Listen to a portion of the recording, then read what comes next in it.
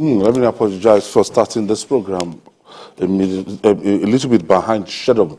Hello and welcome to Journalist Hangout on Monday. I'm Ayodele Uzubakum. Today on the program, CAN urges governments to treat workers with dignity and respect as NLC declares war on corrupt judges and vows to name and shame them. I'll be hanging out Asukwo James and Emeka Madunagu. So if you're ready, let the hangout start now.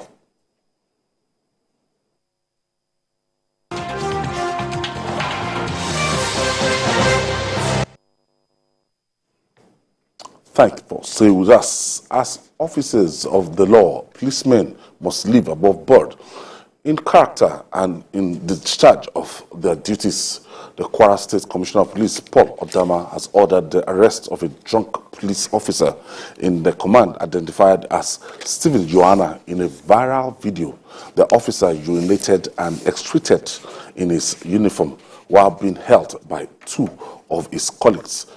Reacting to the incident, the CP said the command is miffed over the matter, which is described as highly repulsive. Emeka, the recruitment process of these officers and especially Frank, I've seen fine officers, refined officers in the senior cadre, people that they've gone to all international courses and everything and reflecting in their behavior. But when it comes to other rank, especially these other rank guys, the process of recruiting them is a little bit, faulty.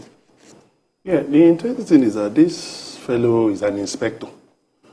So he's not just another rank, he's a senior. Maybe he rose. Yes, he rose through the ranks, yes. But from the report, it appeared he had some medical issues. Maybe he's diabetic, because even the CP was saying that his condition appeared to be more medical than an issue of motor indiscipline. But the person who actually recorded the video that's what I'm worried about. Somebody in such a situation is in a pathetic state. It might even be possible that he couldn't even help himself. Yes, yes, he's a police officer, no doubt about that. But there are times when, as human beings, we can be helpless. We can be in such a situation. I thought they would have allowed it to degenerate to that level while still on uniform. The man shouldn't even have been recorded, because such a person. What I'm saying is that as the medical condition was deteriorating, yes, it's meant to have been maybe should have been quickly. The man should have been vacation or anything. It should have been quickly taken to the hospital. The police, they have clinics. You have been taken to the hospital. Then, if you now have to investigate him for misconduct, maybe for drunkenness or things like that. But first of all, you have to stabilize him into a state web of inebriation. He just couldn't help himself. You can imagine passing physics on his body and all of that. I think he should have been helped to a medical facility. Then disciplinary measures should have been followed up. And I think also it points out one thing, that the police need to really do something about the psychological evaluation of not just those of the other ranks, even the officers. You see the conduct of some, policemen generally on the highway. You get to some checkpoints, you see policemen holding clubs, holding sticks, and you wonder, who are you going to hit? Are you going to break somebody's windscreen? And they actually do. In some cases, they break people's side mirrors, break people's windscreens and all that. And this is not the kind of, force. This is not the kind of police we want. We need a police, first friendly enough, in such a way that can inspire confidence in the people. So we are no longer in the colonial era, where we knew that the colonialists, what they were interested in was to subdue the people and make dehumanize the people using instruments like the police. But now what we need is a police that is friendly with the citizens, that interacts with citizens, so that the people can, the people will be encouraged to work with the police, provide information, assist the police. But this kind of thing, psychological evaluation, is very, very important. Asuko, how did we get here? Because if you read about the Nigerian police, that book by M.D. Yusufu, you will understand the position of Nigerian police, in the 70s, 60s, and 80s. You will understand you see how professional, and you understand the reason for the decadence over time. And at a point in time, policemen were preempting coup plotters. They had security reports about if a coup is about to happen, and strong. And the way we had it during the time of during the time of camps and lands and everything. But this is not the kind of police we used to read about. Well, I think we got here when junior officers are being, promoted well ahead of senior officers. Yeah. That is where the whole problem started. And then, when once that starts, corruption will start. People will start lobbying for them to be promoted. People will start lobbying for them to be moved from one particular, in quote, juicy states. You understand? Or your beats, So when that starts, that is how we get to this stage. Because people, I know some people used to tell me, some police officers will say, if you don't know one big Oga somewhere, you cannot be promoted. Or if you are not close to a particular, they have cliques, even in the police force. And I think with this police service commission that they have, they're trying to see how, with Arasi, they're trying to see how they can stop that. So that if you merit for you to be promoted, you'll be promoted, And we need to get to that point whereby anybody can come out of school, either university, and says, I want to be a police officer.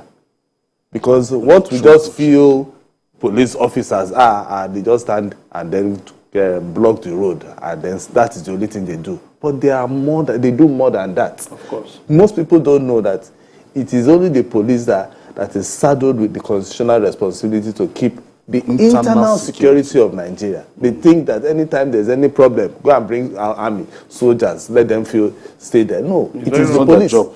It is decadence over time. Yes, it is the police force.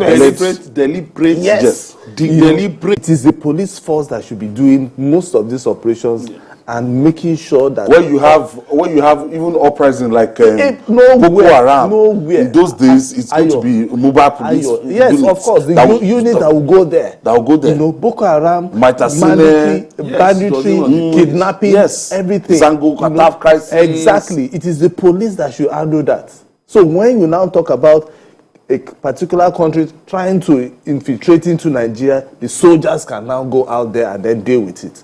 But the local, anything that is internal, the police should be able to do that. The police should be strong enough. Strong enough, yes. And when we talk about any insurrection within, that is their work. So once it comes to professional conduct, we've seen professional till now. Third mainland professional, bridge, yes. And then they will come and help you. They'll help you with your tires. If you are short of fuel, they give you fuel. They help you to the next. We have to get to that point whereby we have confidence in the police force. Yes. Some people have confidence, but a lot of Nigerians still don't. I know that they are trying now. If you go to on the social media, the police PPRO, every day they are trying to, once there's any issue, they get at them, they try to solve it. People will still abuse them, even when they are trying to solve the problem. But I know that with time, because they are engaging more, I can see that they are communicating more and engaging more with Nigerians. The civil populace. People will begin to have confidence in the Nigerian police force. But the major thing is for us to see how we can stamp out these corrupt practices from them, whereby where there is they shouldn't mount blocks, they shouldn't mount roadblocks. When we say go and investigate a matter, we should be able to investigate it properly. Not asking complainants to bring money. Exactly. Those things are not supposed to be. When you get to the police station, they will tell you for you to get a sheet of paper and biro, you have to pay just to write statements. Things like that should be a thing of the past.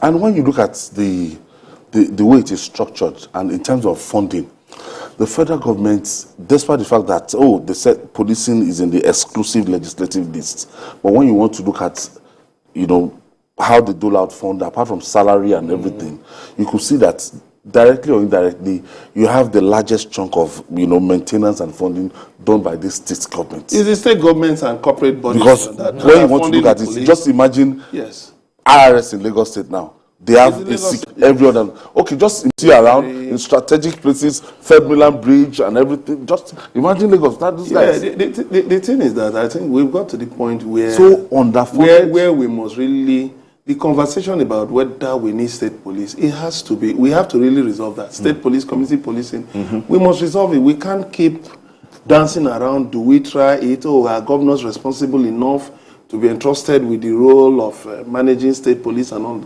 We must get to the point where we either bite that bullet or we say, okay, let's reorganize the federal police and make the unfortunate thing for the police is that actually you've had different agencies taking their jobs. The military taking their jobs. You have EFCC, you have ICPC. Exactly. Duplication. You have duplication. You Exactly. Because within the police, you have special fraud units, SFU, Yes. which is the meant to be doing the work of EFCC. So the police, they even buy their kits. They contribute money to fuel their patrol vans. They contribute money to power police stations and all of these things. Is ridiculous. It's embarrassing. I think Nigeria, we should be ashamed of certain things being said about our country. It's not right. It's not proper. I think the incoming administration setting the kind of agenda. I think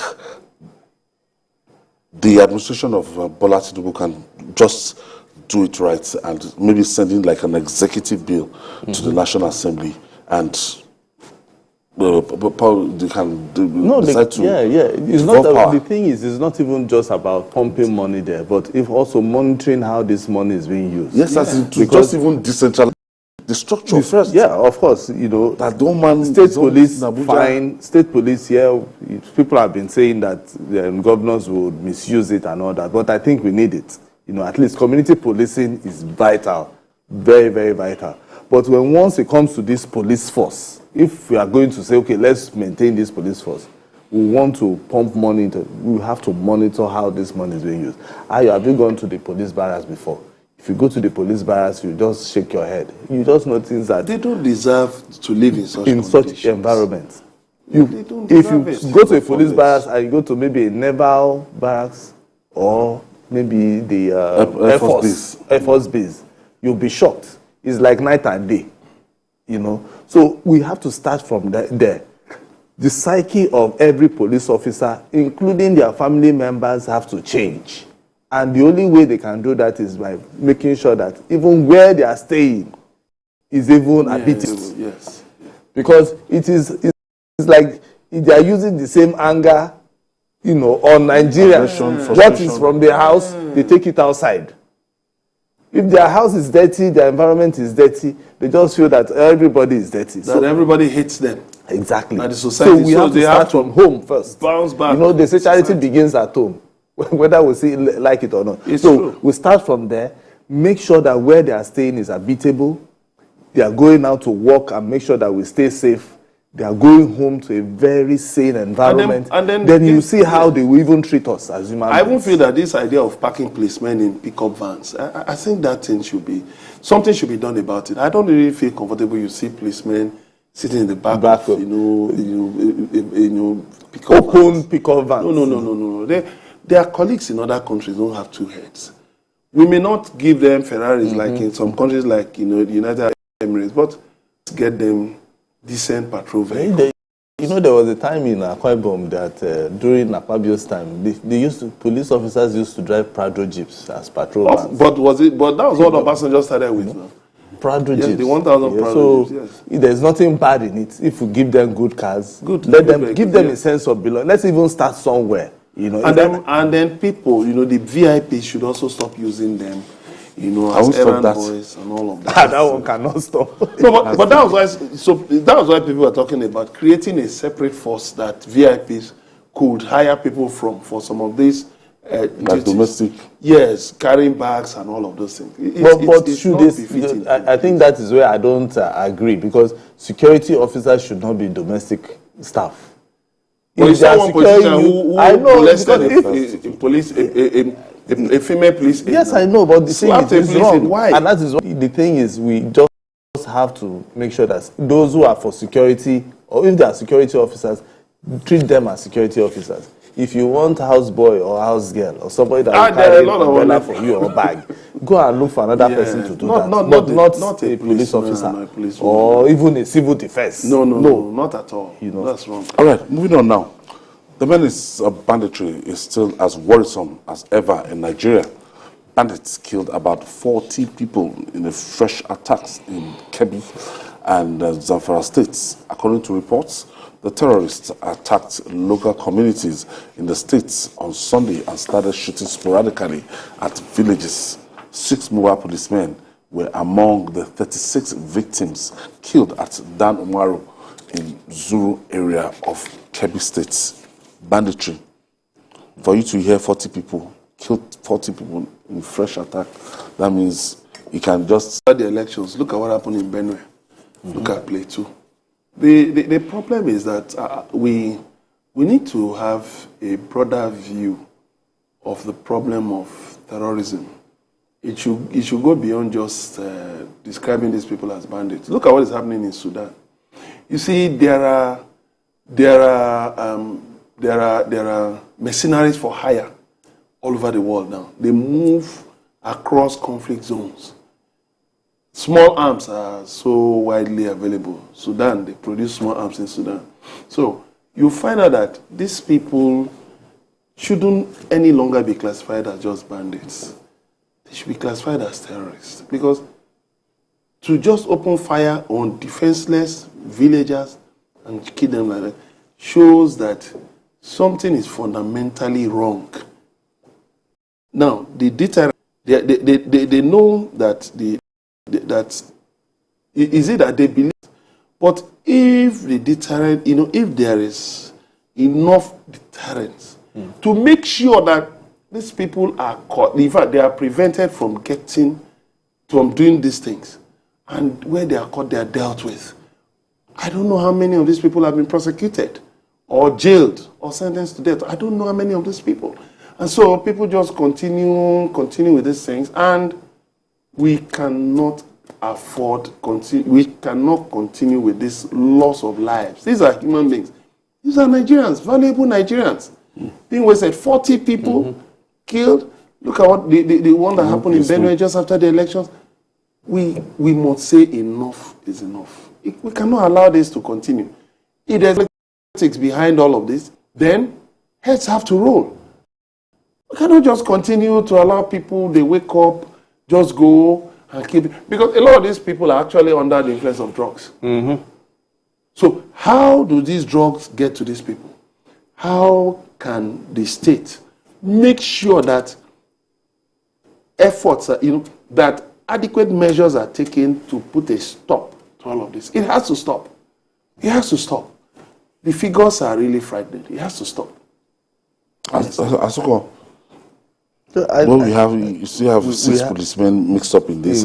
Honestly, and we are just talking about mobile policemen, being killed among these 36. And it's sad because since the general election, we've been hearing killings, especially in Benue State, and now we are talking about Kebbi and Zamfara. We have so many ungoverned spaces in Nigeria, and to govern, to put in everywhere in Nigeria will be a bit difficult, but it's doable if we have the political will to do it. And then we just have to be sincere with ourselves. These bandits come from somewhere. Sometimes we need to also sit down to analyze why they are doing this. Some will say it's because of maybe they are trying to look for space for them to, farm or for them to graze and all that. But the thing is, it's getting out of hand. The new administration have to find a way to solve the problem of banditry in Nigeria. Because these killings has to stop. We need to go back to how Nigeria used to be before, where people can travel from point A to point B. In terms of killing human beings, it's really sad that we've gotten to this point that every day when we come on the journalist Hangout, we'll have to be talking about people being killed. My own is that no bandits have been caught. Is it that these guys just come, police, soldiers, nobody knows about anything about them, and then they go fly into thin air? Because if we don't start arresting these guys, asking them tough questions, and making sure they are being prosecuted, it will continue. So if there are no punishments for wrongdoing, we will keep having this. So we need a situation whereby soldiers or police, let me use police now, because I want to make sure that the police also do their work. It's unfortunate they lost 6 mobile police officers, but we need them to be caught, these bandits to be caught, and then prosecute them. We need to know why they are doing this. Because if we don't, we'll keep going up in circle. So the new government that is coming have to strengthen the police force in such a way that we'll be able to make sure that bandits do not constitute a problem for them. Especially once it comes to states like Kebbi that are into farming, and Zamfara, that they have, they have gold that we can easily mine for us to even boost our revenue. So we need to get to that point whereby those who are involved in this are being caught and not just being killed. Because sometimes they say, they killed bandits. But we need them to be caught. Let Nigerians even know where they are from. Let's even know who they are, why they are doing this. Maybe by the time we get to that point, then we'll be able to analyze properly. Same with the one in Benue, same the one in Plateau, all those places that bandits just go there, kill for free, and then they will go. Every day we keep counting bodies as if we are counting, I don't want to use bad words, because these are human beings. So we need to be tough once it comes to the issue about banditry. Okay, we'll take this breather. When we come back, we'll talk more journalist Hangout. We'll be right back after this time out. Stay with us.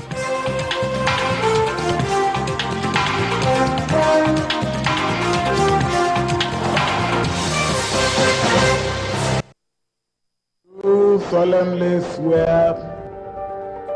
Do solemnly swear. Do solemnly swear. Now that Nigeria's next president has been decided at the poll on February 25, attention is shifted to May 29 Inauguration Day, the commencement of a new 4-year tenure of Nigeria's 16th president since 1960, when the country gained independence. It's going to be the 7th inauguration ceremony since the beginning of the 4th Republic in 1999, and President-elect Tinubu and Vice President-elect Kashim Shettima will take the oath. Join me, Nifebi Ogutoye, every weekday on TVC News for the countdown to the historic May 29 Inauguration Day, as we bring you all updates, political intrigues, and in-depth analysis of people and events that you need to know. The countdown to May 29 Inauguration Day, live at 6 p.m. every weekday, only on TVC News.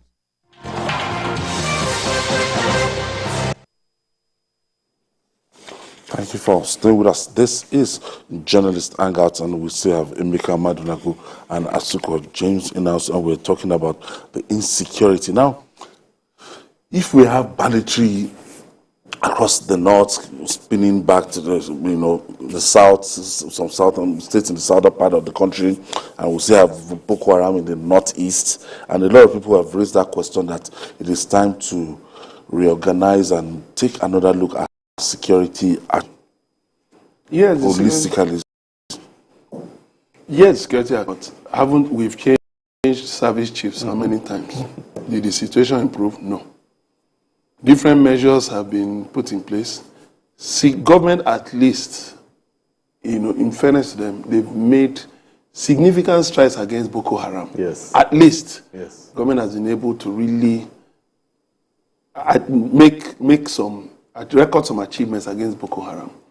But in terms of these bandits, there's some policies involved in it.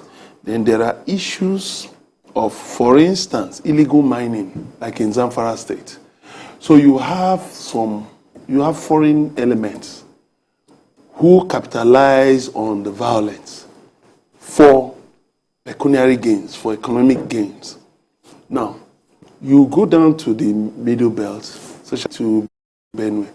You look at the issue of, the rains have started. So you're talking about grazing and all of that. But you now also talk about the issue of land grabbing.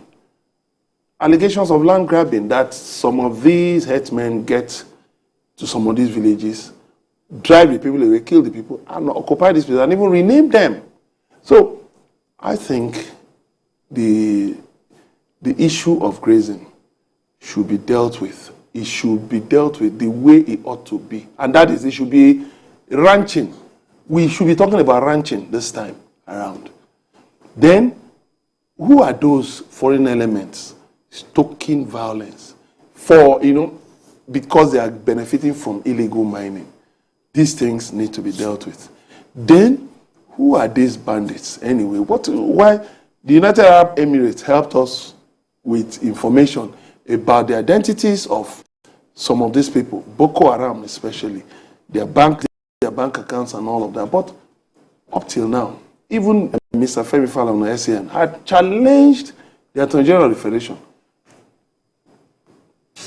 Provide the details of those who are prosecuted. Up till now, nothing has been heard. Are you insinuating that the government in any way, they've not shown where they should bite? They've not been. The security forces have really been out there fighting. But you need to help them with prosecution. Some of these people should be taken away from society, from normal society. Mm-hmm. What are the prosecutions? How many people have you persecuted? So how many bandits, suspected bandits, have been persecuted and jailed? What about bank accounts? Because these people don't operate in isolation. What about their bank accounts? How are they being funded? How many have been, many of such cows have been returned to their owners? Then areas they've taken over, what has been done? What about reparations? If you found money, if you traced funds to their accounts, you seize those funds, there should be a reparation fund for the victims of this banditry. They should be paid. These people should be, up to whoever is sponsoring them, these people should be exposed, and the funds seized from them should be used to pay reparation. It's not just, okay, 40 people killed. What happens to them? Mm-hmm. What happens to their dependents? What happens to their families? There should be that measure, that heavy measure. Government should come down heavily on these people. Let them also feel it. And then the other aspect of it is, in terms of recruitment, how are they recruiting people? How is it possible for them to really get people into this evil enterprise? Then the arms. How many has to cut the arms? I know this has said a lot about stemming the flow of illicit arms, especially small arms. That's a major problem for Africa as a continent, the flow of illicit arms. But these things need to be dealt with. It's not just the regular policing or the regular security. So these things must be dealt with at the root so that our country will be safer. We can't just continue with this waste of lives. These people must be put where they belong. Mm-hmm. Mm-hmm. In terms of how, let's say, he was asking how they recruit them, and it's very easy to look at the nexus between unemployment, poverty level, a country that poverty is ravaging with the society, and to recruit them as bandits, and it's quite lucrative. No, is it? People cannot eat, they can't feed. The only thing, anybody that comes to them, they will just sell themselves. The next meal is not certain. Of course. Okay, Ainde is calling us from Lagos. Thank you for joining us, Ainde. Good evening, sir. Good evening. Good evening. Good evening. Go ahead, Ainde. Okay, to everybody in the studio. Good evening. I want to contribute to the issue of our policemen. Go ahead, please. Are you there? Can you hear me, sir? Yes, please. Are you hearing me, sir? Go ahead. Yes. My contribution to the issue of our police. You see, people will continue to lose confidence in our police because police are not doing what they're supposed to do. On Thursday in the morning, I was in your office to lay a complaint. And this will be the second time. On Wednesday night, around 9 o'clock, I was coming from Costain, coming to Ikorodu. K2 bus stop, both row and flow. And that Wednesday was the second time I was attacked, not only me, Not only me, all the vehicles in the hold up attacked by all these hoodlums. So on Thursday morning, I went to the Ekiti police station to complain. They were asking me, do I know them? To know all these boys. They now asked me to meet a police officer that I should collect his number. So whenever I'm coming like that, I should call that one. Look at that response. From there, Thank you, Aide. Thank you for this is what we get every day. You know, so the thing is, the PRO is listening. yeah, exactly. They need to strengthen security around actually, that's Ketu. So there are so many police stations. There are so many police stations like that, you know, and I think by the time we start to talk about them more, there will be changes, because we need a police force that is professional whenever they are doing their job. So inspires confidence. Yes, you know, because there was a time that people did not even respect the police. You know, but I think right now people are beginning to see that without them, we are not safe. You know. All right. Lagos, Nigeria's social and economic hub, continues to blaze the trail in many sectors. In another testimony of the city's trailblazing act, the state governor, Babajide Sanwo-Olu, has announced the delivery of the first set of electric buses for the state's public transportation. Governor Sanwo-Olu made this known in an Instagram post on Sunday while telling residents to say no to fuel scarcity, as the buses will reduce carbon emission and increase efficiency. Sanwo-Olu, I'm sure this is coming immediately after his re-election, and they would have made arrangement for this before this time, and we're getting buses that will be powered by electricity. You see, we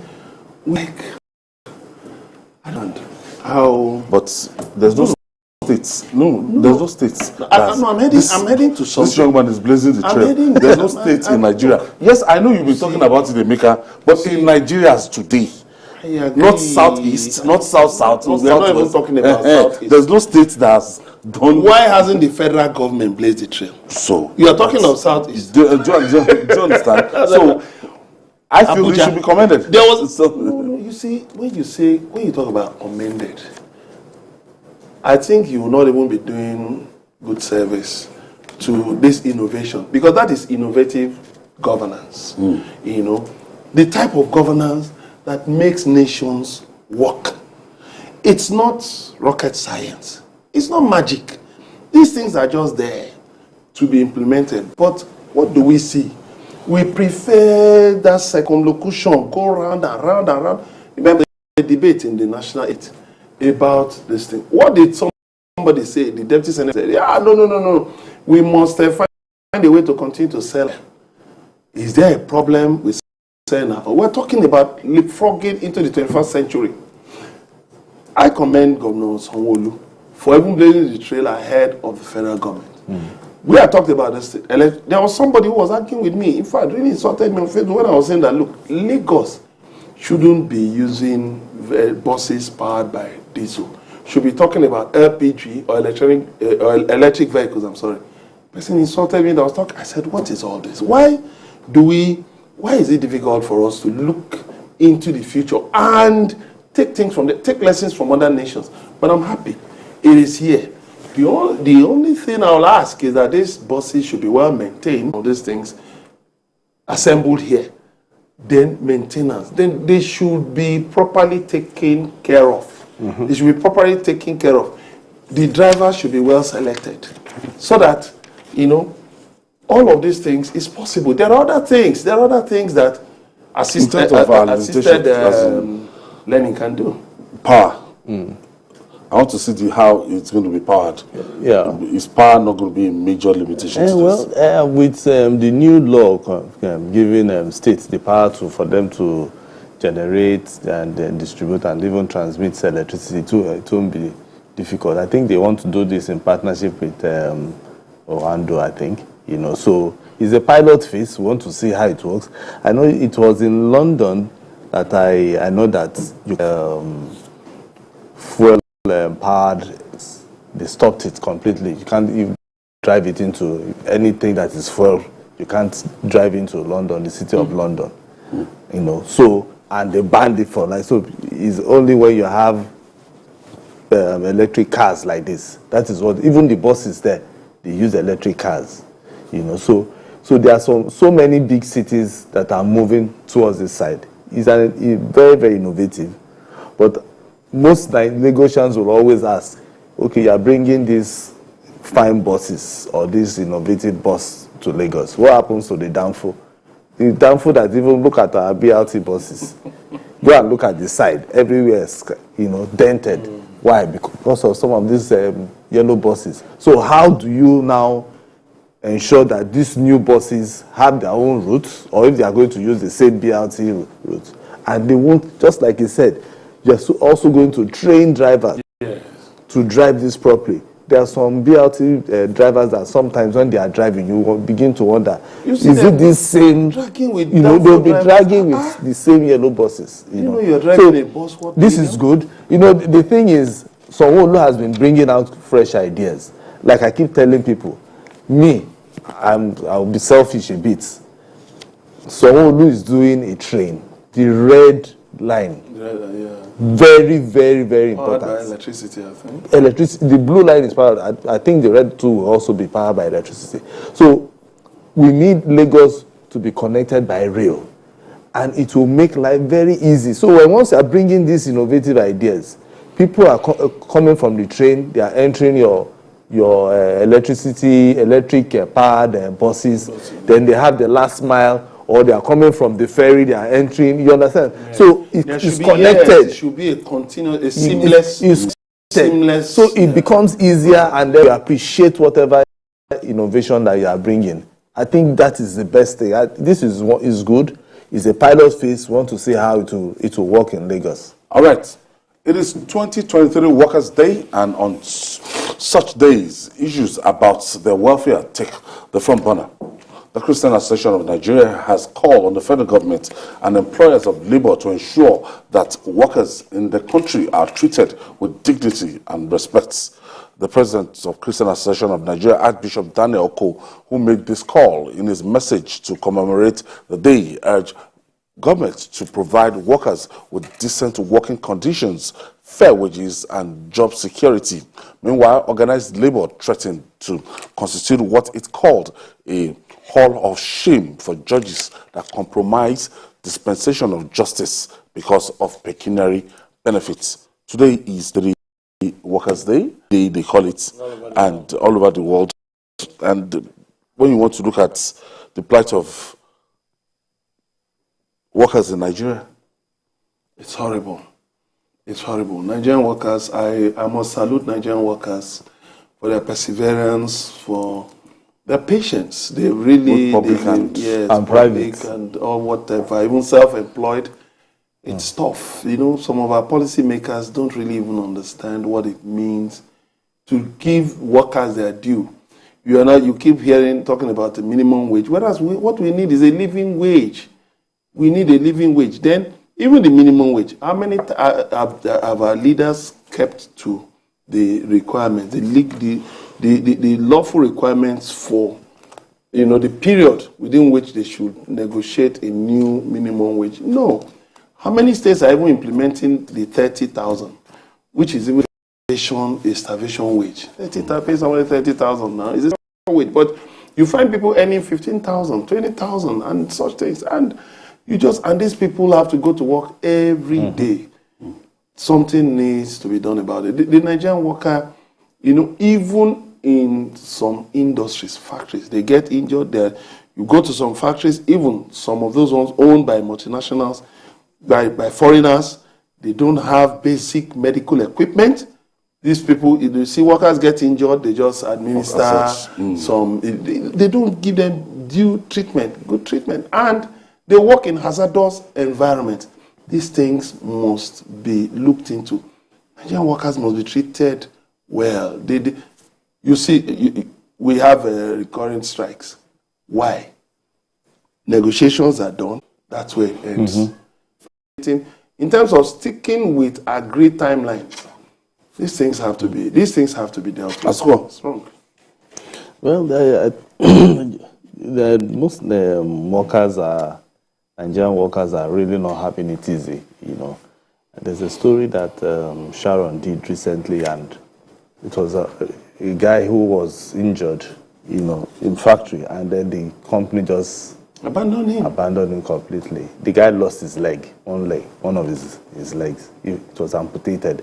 So these are part of the conditions, working conditions that people are going through, and at the end of the day, nothing is being done, no compensation.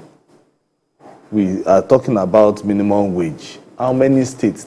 There's a particular state governor who wanted to even bring somebody back again, and even wanted to go to Senate. At the end of the day, he didn't go, and he was owing several thousand months. I think it's even Abia State also. Abia State was owing. Our favorite governor. Yes. We talked about he was owing. We're doing months, comparative analysis between months and months. Dave Omahi yes. of Ebonyi State. He was owing months and months, and then at the end of the day, he even wanted to go to Senate again. Basu, governor wasn't. No, come on. Some people call him governor do nothing. No, but no, was it really doing nothing? There was a time. No, there was a time he actually, constructed one bridge for them in Abia State. But he's not the only one. There are several other governors owing a worker's salary. Just salary, 30,000. People rejected him. He wasn't able to choose a successor. Yes, he wasn't you able understand. To Senate. But why should you even owe? And apart from that, you won't even give people that respect. There's one thing. Even if you are paying me, also respect my skill. Yeah, right, yes, as a worker. Yes. As a worker. Even respect my skill as a worker, because that is the only thing. I'm giving you value, and you're making money from it. And so it means that you don't value me. That's why you're not paying me. JNLC will be threatening to name and shame judges that would have seen to be compromised the dispensation of justice. Yeah, do you remember some years ago Because of pecuniary benefits. the DSS raided judges' quarters? They went after alleged corrupt judges. But what has changed? The litigants get justice these days. I think it's a good idea. It's good that the NLC that the workers, because if we have a compromised judiciary, it threatens the right of the worker. It ensures the worker cannot get justice, that the right of the worker cannot be defended by the law. So it is very good that the NLC has decided to take this up on behalf of the workers. They should name and shame some of these judges. Mm-hmm. It is wrong when you hear what people go through, suffer to push cases through. One case will last for 20 years for nothing, just because a judge has been, his or her pockets have been padded, and then just treat litigants, even some litigants even die in the process. And what happens? We have to leave it there. Okay. Our time is fast spent. No problem. Leave it there. I want to thank you, Asuko James and Emeka Madunago. Thank you very much. And we're counting down to our May 29 inauguration date, so the countdown starts immediately after this show. And that's our offering today. Join us tomorrow for another episode of the program. You can watch the repeat broadcast tonight at 11, and join us on Sunday from 1:30 to 3:30 p.m. for Journalist Hangout on Sunday. We're on YouTube, youtube.com/TVC News Nigeria. I'm Ayodele Ozubaku. See you tomorrow.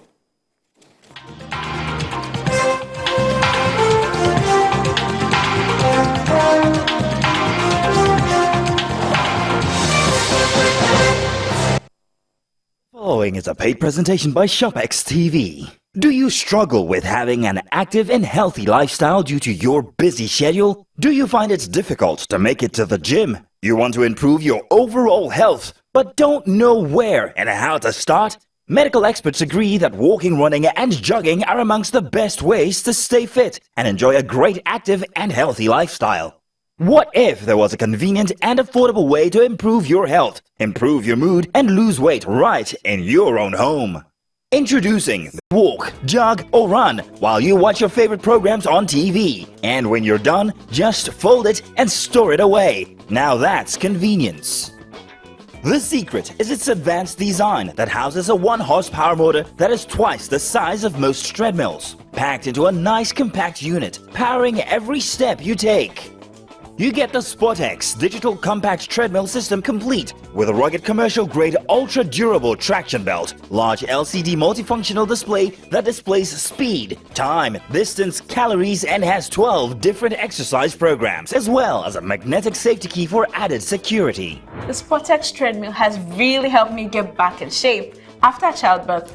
I love it because it's compact and can fit anywhere in the house. And when I'm done, I fold and put it away. Easy peasy. This is the best piece of equipment for people like me who want to stay active without leaving the home. I simply unfold it and use it while I watch my favorite program on TV.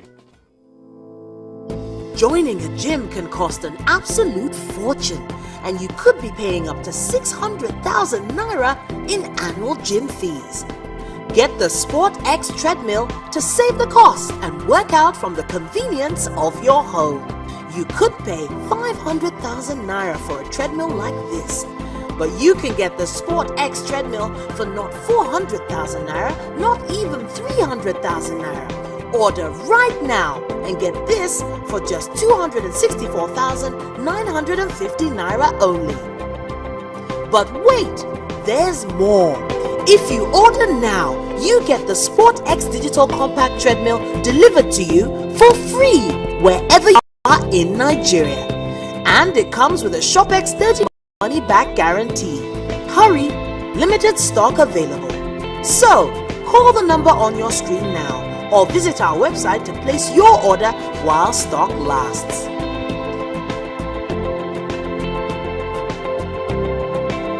The proceeding was a paid presentation brought to you by ShopX TV. Do solemnly swear. Do solemnly swear. Do solemnly swear. Now that Nigeria's next president has been decided at the poll on February 25, attention is shifted to May 29 Inauguration Day, the commencement of a new 4-year tenure of Nigeria's 16th president since 1960, when the country gained independence. It's going to be the 7th inauguration ceremony since the beginning of the 4th Republic in 1999, and President-elect Bola Tinubu and Vice President-elect Kashim Shettima will take the oath of office. Join me, Nifebi Ogutoye, every weekday on TVC News for the countdown to the historic May 29 Inauguration Day, as we bring you all updates, political intrigues, and in-depth analysis of people and events that you need to know. The countdown to May 29 Inauguration Day, live at 6 p.m. every weekday, only on TVC News. Coming up in the month of May, the 1st is International Workers' Day, the 3rd is World Press Freedom Day. On the 5th is the 13th anniversary of President Yar'Adua's demise in 2010, while from 12th to 16th of May are days dedicated as United Nations Global Road Safety Week. The 16th of May is International Day of the Boy Child. World Hypertension Day. On the 31st is World No Tobacco Day. Brace yourself and tune in to TVC News for special reports and analysis on these days. Kolishashla Mandela was born into the Madiba clan on 18th July 1918. He got involved in politics in 1942 as he helped to form ANC Youth League. He was married to Evelyn Mays and they had 4 children. Mandela was arrested in a countrywide police swoop on 5th December 1956, which led to the 1956 treason trial. Before the end of the treason trial, he wrote to Prime Minister for vote to include a national convention on a non-racial constitution, and failure to adhere would result to a national strike. In August, he was arrested and charged for leaving without a permit and inciting workers to strike. He was and sentenced to 5 years imprisonment. On 9th of October 1963, he was on trial with 10 others for sabotage in what became known as the Revolver trial. On the 11th of June 1964, Mandela and 7 other accused were convicted and sentenced to life imprisonment. He was later released from its gates on Sunday, 11th of February 1990, 9 days after the unbanning of the ANC and the PAC. Nelson Mandela never wavered in his devotion to democracy, equality, and learning as he immersed himself in official talks to end white minority rule. In 1991, he was elected ANC president to replace his ailing friend, Oliver Tambo. In 1993, he and President F.W. de Klerk jointly won the Nobel Peace Prize, and on 27 April 1994, he voted for the first time in his life. On 10th May, he was inaugurated as South Africa's first democratically elected president. He, however, stepped down in 1999 after one term as president. Despite terrible provocation, he never answered racism with racism. His life is an inspiration to all who were oppressed and deprived, and to all who were opposed to oppression and deprivation. He died at his home in Johannesburg on 5th December 2013.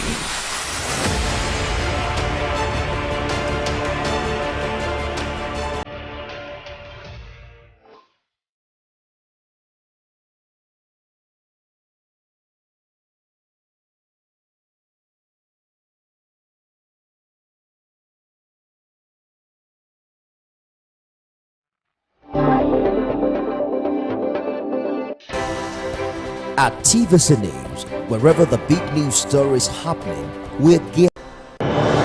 It's always a great morning on the TVC Breakfast Show. Thanks for joining us on TVC Breakfast. With the array of stories that matter and what's behind them. As you say, the first blow indicates the direction of government. Tell us what really is going on between your union and the federal government. Once it's generated, you don't use it, it's waste. We are not even sure whether we have a strategy for security. Are you saying that there was nothing wrong in that? Was he the one driving the taxi? Answer the question. Reveal your morning with all you need to know. Like the Yes, just mundane lyrics. Yes. How does that fit into your scheme of events or duties right now? No chief of staff, no general has the right to call a governor to order. The governor has been elected by his people. Start your day right, because this is the breakfast that adds to your breakfast. TVC Breakfast, weekdays at 7, only on TVC News. Wherever you see destruction, it's because God is absent. There is no destruction in God. So who started killing from Genesis? Satan. Jesus exposed him. The thief cometh not, but for to steal, to kill, and to destroy. But I am come that you may have life and have it how much? More abundantly. I prophesy as your amen is coming like thunder. Whatever is yours, receive it now.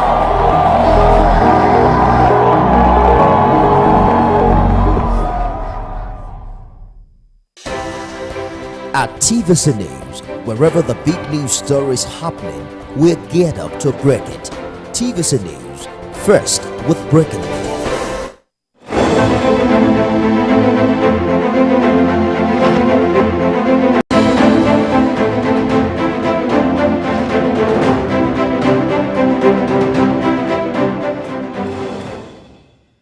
Hello everyone, it's now 28 days to the inauguration of a new administration, and we are counting down to when Nigerians will experience a change of government as Asiwaju Bola Tinubu will be sworn in as the 16th president of the Federal Republic of Nigeria. Thanks for joining us on the program. I am Nifemi Oguntoye. You can join the conversation on all of our social media handles. Remember to use the hashtag Inauguration Day Countdown. Let's begin with the commemoration of Workers' Day, a day set aside to raise awareness of the rights of workers and to protect them from exploitation. It also serves as a reminder of the important role played by the working class in the society. And this will be the last Workers' Day celebrated by President Muhammadu Buhari as the 15th president of Nigeria. He charges the incoming administration to respect his rights. I encourage the incoming administration to continue to respect workers' rights, imbued with socio-economic development and driven by the 4 pillars of decent work agenda. Nigerians and Nigerian workers need evidence of the commitment of the Nigerian leaders to ensuring their safety, their security, their progress, and eventually their liberty. It is only the proof of this that can reconnect the masses and workers with the government. We call on federal governments to consider the incorporation of transition fuels such as CNG as an addition to currently available energy in Nigeria. The use of compressed natural gas, which is a lot cheaper, can also be long-term to petrol.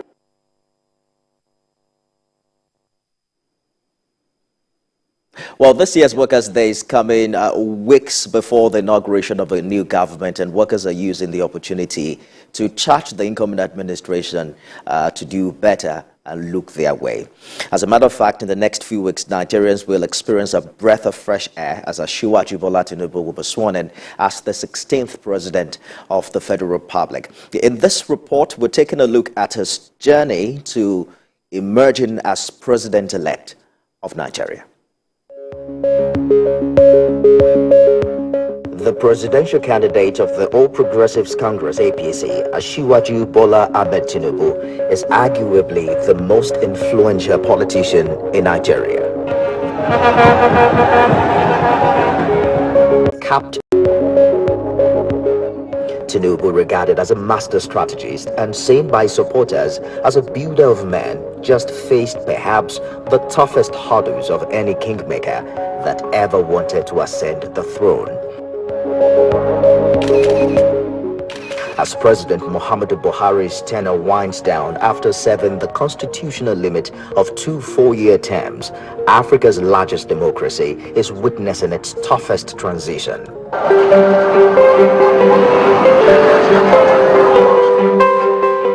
Tinubu first came into national relevance during the 1993 presidential election, defending MKO Abiola's victory as a member of the National Democratic Coalition, NADECO, an alliance of politicians and civil society activists after a brief stint as a senator in the Third Republic. Somebody to resign because they want to turn it to family patrimony. Is that, the cause of infrastructure that is lacking? After 2 terms in office as governor of Lagos State from 1999 to 2007, he installed favorable candidates as his successors in the country's commercial capital. But his magnus opus came in 2014 when his party, the Action Congress of Nigeria, ACN, merged with the Congress of Progressive Change, CPC, of President Muhammadu Buhari and 3 others to form a new political party.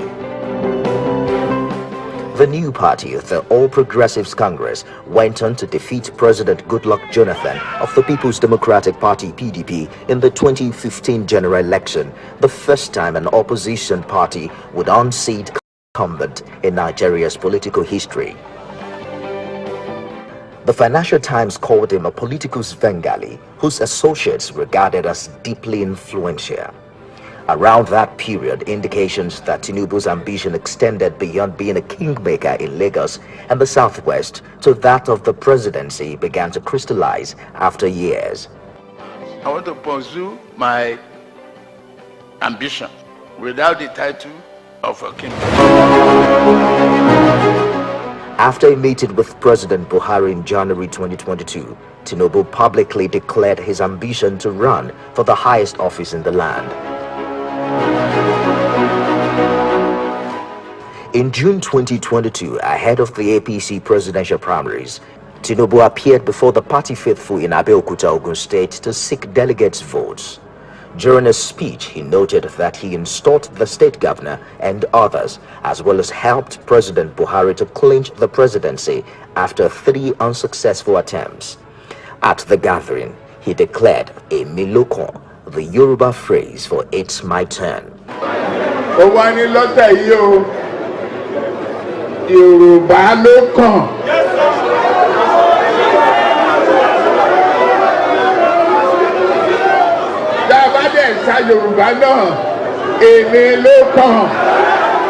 It has since defined his campaign.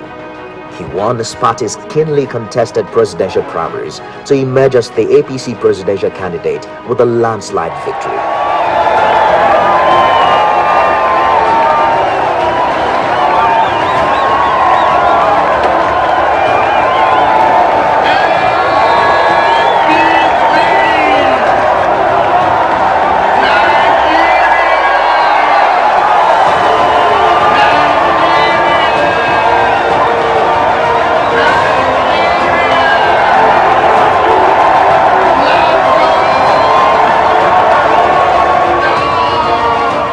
Tinubu kicked off his campaign and traversed the length and breadth of Nigeria to canvass for votes from Nigerians.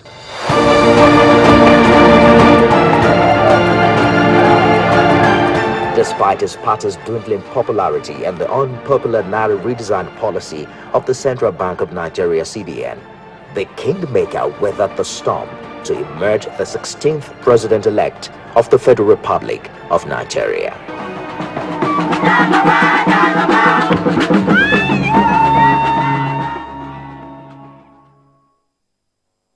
The kingmaker is now to be crowned king, from a senator to a governor, party leader, and now president-elect. On Monday, 24th of April, President-elect Bola Tinubu returned to Nigeria after a 35-day vacation in France. Since his residence in Asokoro and the official residence of President-elect have played host to many top politicians. TVC's Femi Akonde gives us an insight into all these visits. The countdown to the May 29 inauguration is on, and it appears the return of Asiwaju Bola Tinubu after a month-long vacation is making every day count. The return of the president-elect is the beginning of another round of politicking and horse trading. As he settles down to plan his administration, attention will now shift to who gets what and how. So much depended on the return of the president-elect. The decision on how leaders will emerge in the 10th National Assembly also had to wait until Bola Tinubu returned. There also talks about how his cabinet will look like and the identity of the men that will be at the core of driving the implementation of government's policy, plans and programs. I've not consulted people yet. And administration, you said, is not run alone. You don't govern alone. You govern with people. You consult, assemble, and then hit the ground running. Already his private residence is bustling with activities as politicians and people from all walks of life go in and out to felicitate with the president-elect after a hard-fought electoral battle that earned his party the most cherished victory. You can't fault Asiwaju when it comes to consultation, and he's not going to start telling you that this Mr. will execute. I think that we should just wait until after May 29, and then we see how these agendas are going to roll out. Contestants that have thrown their hats in the ring for the office of the President of the Senate and Speaker of the House of Representatives are also prominent among the long list of visitors. The President-elect was magnanimous in expressing his thoughts in the Renewed Hope Manifesto. He told the world what he's promising. He had been on campaign trails across the country, and he has expatiated on that. So, President Asiwaju Bola Ahmed Tinubu has offered renewed hope for the nation, and I believe more of it. First visit of Asiwaju Bola Tinubu to the Defense House in Abuja was a clear indication that preparations ahead of the May 29 handover has already started, and the president-elect is getting ready to be sworn in as Commander-in-Chief of the Armed Forces of the Federal Republic of Nigeria. His official meetings, especially where he will receive security briefings, will be at the Defense House, a place designated as the official residence of a president-elect. But back at his private residence, everyone that visited expressed hope and looked forward to the start of the Bola Tinubu-led administration. They believe in his competence and capacity. I came here to basically pay homage to the president-elect and to let him know that elections are over. This is governance, and we will do our best, to give him support for good governance of Nigeria. Elections have come and gone. The winner has emerged, and therefore it is necessary for all Nigerians to rally around to give you the necessary support for the interests of Nigeria. And everybody is expecting, everybody can wait till May 29th to see that the president has been inaugurated, and then from there he kick the ground rolling to make sure that Nigerians get what they expect. I'm confident that he has what it takes to turn Nigeria around. I have that confidence. What we need is to pray to God Almighty to continue to guide our incoming president and all the principal players. The president-elect has also met with his soon-to-be predecessor. The two leaders observed Jumat prayers at the presidential Villa Mosque. They prayed for the unity, growth and prosperity of Nigeria, and then went into a closed-door meeting where other issues of national importance was discussed. With just 1 month to the change of guards in the country, more world leaders are also congratulating the president-elect and committing to continue working closely with Nigeria as Bola Tinubu steers the affairs of the country towards the desired destination of national growth and development. Femi Akonde, TVC News, Abuja.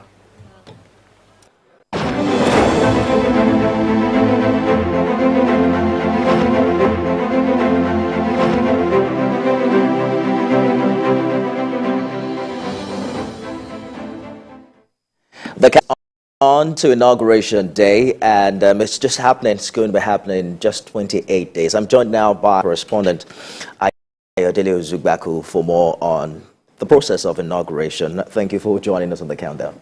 We're back counting down, just after the election. So Nigeria has had uninterrupted handover since return to democracy in 1999. As a matter of fact, this is the 8th inauguration ceremony since the beginning of the Fourth Republic. But all of this happened at a time where military takeovers have been a regular reoccurrence in Africa. Talk about Chad, Mali, Sudan. There have been failed coup attempts in even some other African countries. But what does this say about where we are in our democracy? Since 1960, we've had several military interregnum and interruption in our democracy, and this has limited our democratic practice, and we've not been able to hold our heads high that we've practiced democracy back to back for this long. So respite came in 1999, and 1999 is the longest time in the history of the Federal Republic of Nigeria that we've practiced democracy, and one administration after another has been handing over without interruption. So when you look at it, 99 to this time, back to back 20-something years, and you can say this is the longest since our history, since this country became independent. And we know that the instability that preceded pre-1999 era, it has set us back. The democratic institutions that set us well. The National Assembly has been dissolved, and we've had another National Assembly being decreed. There was a time that Ibrahim Babangida was the president, and the Nambi was still running before it was, it's one big mess. The military regime will remind you of just one central government somewhere and somebody issuing out decree, order and everything. But since 1999, we've enjoyed the bliss.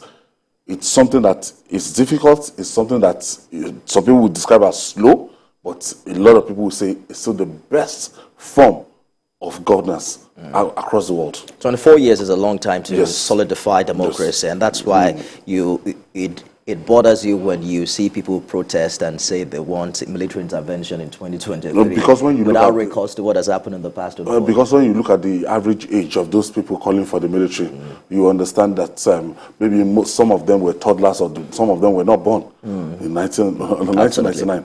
For those of us that will witness the June 12 crisis, that we had to go to Chief Ganifaimi will tell you that, look, even as a cop reporter in 2000, I'll tell you that that was when they describe our democracy as still nascent. It's no longer nascent again. We've been nurturing it, and in the last 24 years, we've achieved this kind of stability. And the most important kind of stability that bookmakers will say that we've been able to transit from one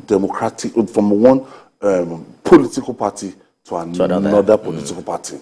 It has been the domination of the People's Democratic Party since 1999, and PDP predicted that, oh, they could take this thing for 60 years, on and on, not knowing that that 60 years and just the shock happened in 2015. Yes. You know, the defining moment, Ayo, on Inauguration Day, apart from taking the oath of office, is the inaugural speech of the incoming president. Yes. I'd like us to talk about that very quickly, particularly the speeches since 1999 that stood out for you, and how it went on to define the presidency of the president in question. In 2015, recall President Buhari saying, "I belong to everyone and I belong to no one." How did that define his administration? The administration of that oath by the Chief Justice of the country is just the high point of the program, the major program there. There's no other program scheduled for the inauguration day. And some inauguration we've seen 1 hour, some inauguration 1 hour 30 minutes. After the vice president, the Chief Justice of the country will come administer for the vice president. After the vice president, the president of the Federal Republic of Nigeria, and then that's powerful maiden speech. And that maiden speech, inaugural speech, is what we look forward to from any new president. Stem Abdul Salam to Obasanjo, the handing over in 1999, from Obasanjo to Umaru Yar'Adua in 2007, from Umaru Yar'Adua to Goodluck Jonathan. And if you remember, sometimes we weren't privy to the handing over to Goodluck Jonathan the first time when Umaru Yar'Adua died. It wasn't it wasn't a public event like that. But at any point in time that they had to go to Eagle Square, so a lot of Nigerians will come with their expectations that what will the presidency be about, what will be the anchor point for this presidency. So come May 29, a lot of Nigerians that, they followed the trajectory of President Muhammadu Buhari in the last 8 years. That's when he said he belonged to everybody, he belongs to nobody, and at the end of the day, it's a Bola Tinubu. That inauguration day, a lot of people will be looking out for that inaugural speech. What Tinubu is going to anchor its president on. The president-elect has also given some speech. We were together at the APC National Headquarters in Abuja. We were there when he also gave his acceptance speech at the ICC after he got his certificate of return. He's been talking about extending an olive branch to the opposition, saying, young people, I have heard you very clearly. But considering what we're going through as a nation, the issues of economic downturn, insecurity, all of these challenges, what do you think will be the key elements of this much talked about inaugural speech on May 29? What are you expecting to hear? I've never seen, as a practicing journalist, I've never seen a country that's been as divided as the Federal Republic of Nigeria.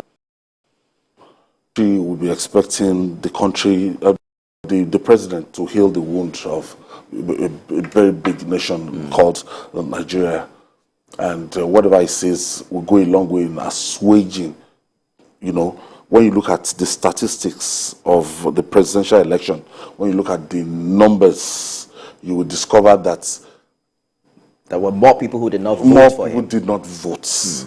More people did not participate in, and the number of people that actually turned up for the exercise is going to be presiding over a divided nation. So they are looking for a unifier. Nigerians are looking for somebody that for the first time again, get our country back.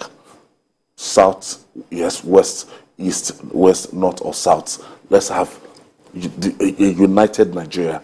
Right now, we're speaking with, a lot of, according to our party lineage, if you are this person, you are this part of the country. If you are for this party, you are for. So, above all, he has been elected as the 16th president of the Federal Republic of Nigeria. His party affiliation is going to de-emphasize it right now. He's expected to be the father of the Federal Republic of Nigeria. Including those the president of Nigeria, 200 million Nigerians. is expected to be the president. He's not expected to do anything, that will favor his political party ahead of another political party. Absolutely. He's just going to, for the next 4 years, drop that partisan toga. He has been voted for, elected in the office. So his first responsibility is to unite the country. And a lot of people will be looking at his appointments. They'll be looking at his appointments. They'll be looking at the election into the National Assembly. They'll be looking at the, how it's going to be. In the last 8 years, Nigerians, they've been divided about the pattern of appointment of President Muhammadu Buhari into along the armed forces certain ethnic lines and and different ethnic lines and everything. So they are looking at it and they are saying that, look, that this man has not done, he did not try his best in unifying the country. So Nigerians are going to take a very close look and expect him to do differently. Yes, we have to go now. We're also looking forward to what they call the significance of his first move. For some reasons in 2015, I mean, the moment President Buhari was inaugurated, remember there was just power all through, and then people started tweeting about how their bottles were breaking in the fridge, but then it took the president some 6 months to put a cabinet together. We hope that all of that will be corrected in the coming days. Ayo Zugbaku, senior political correspondent, thank you for joining us on the inaugural episode, 6 a.m. tomorrow, and we'll be back tomorrow at 6 p.m. for yet another edition. I am Nifemi Oguntoye. I'll be back at 7 p.m. for more. Stay with us.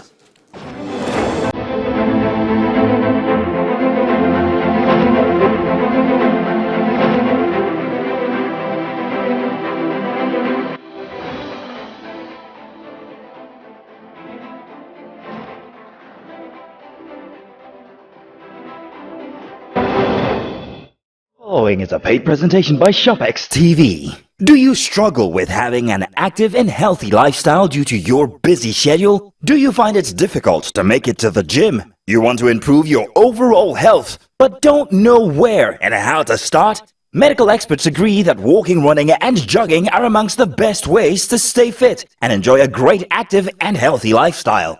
What if there was a convenient and affordable way to improve your health, improve your mood, and lose weight right in your own home? Introducing the SportX Digital Compact Treadmill, the compact foldable treadmill that makes being active and losing weight fast and easy. Just unfold it and walk, jog, or run while you watch your favorite programs on TV. And when you're done, just fold it and store it away. Now that's convenience. The secret is its advanced design that houses a 1-horsepower motor that is twice the size of most treadmills, packed into a nice compact unit, powering every step you take. You get the SportX Digital Compact Treadmill System complete with a rugged commercial-grade ultra-durable traction belt, large LCD multifunctional display that displays speed, time, distance, calories, and has 12 different exercise programs, as well as a magnetic safety key for added security. The SportX treadmill has really helped me get back in shape after childbirth. I love it because it's compact and can fit anywhere in the house. And when I'm done, I fold and put it away. Easy peasy. This is the best piece of equipment for people like me who want to stay active without leaving the home. I simply unfold it and use it while I watch my favorite program on TV. Joining a gym can cost an absolute fortune, and you could be paying up to 600,000 naira in annual gym fees. Get the SportX treadmill to save the cost and work out from the convenience of your home. You could pay 500,000 naira for a treadmill like this, but you can get the SportX treadmill for not 400,000 naira, not even 300,000 naira. Order right now and get this for just 264,950 naira only. But wait, there's more. If you order now, you get the SportX Digital Compact Treadmill delivered to you for free wherever you are in Nigeria. And it comes with a ShopX 30-day money-back guarantee. Hurry, limited stock available. So, call the number on your screen now or visit our website to place your order while stock lasts.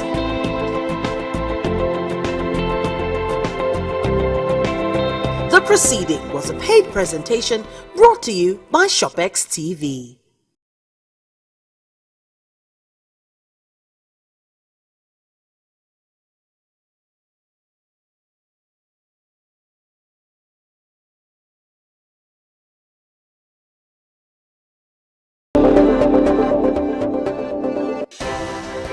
Activity get up to break it.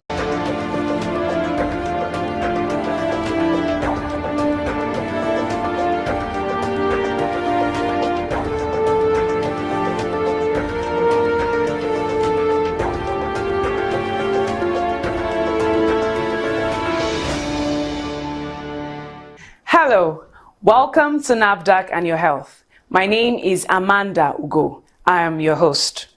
Here, we bring you up to date with NAFDAC's activities with regards to its mandate of safeguarding the health of the nation.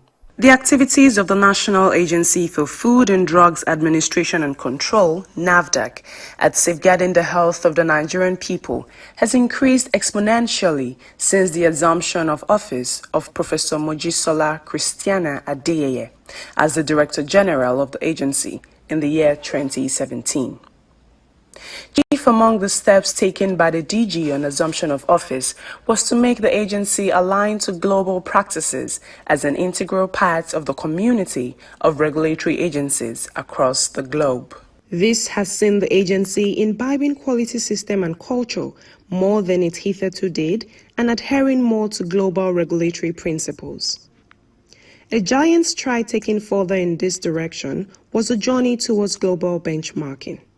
The agency recorded a huge success in the bid by attaining maturity level 3. One of the challenges the agency has faced is the havoc being wreaked by malaria, particularly among children. The impact of malaria has been so much because of the unavailability of trusted potent vaccines to tackle it. It was, however, gladdening when the Director General of NAFDAC, Professor Mojisola Adeyeye, during a press conference in Abuja on Monday 21 malaria vaccine. This gathering this morning, very important for us in NAFDAC and very important for Nigeria. The gathering is about the regulatory approval of R21 malaria vaccine that NAFDAC just gave to the market authorization holder and indeed to the manufacturers. That is why it is extremely important that we gather this morning. COVID-related disruptions led to about 13 million more malaria cases and 63,000 more malaria deaths. Africa was home to about 95% of all malaria cases and 96% of deaths. Children under 5 years age for about 8 African countries accounted for just over half of all malaria deaths worldwide. Nigeria being the highest, 31%. The Democratic Republic of Congo, 12.6%, and United Republic of Tanzania, 4%, and Niger, 3.9%.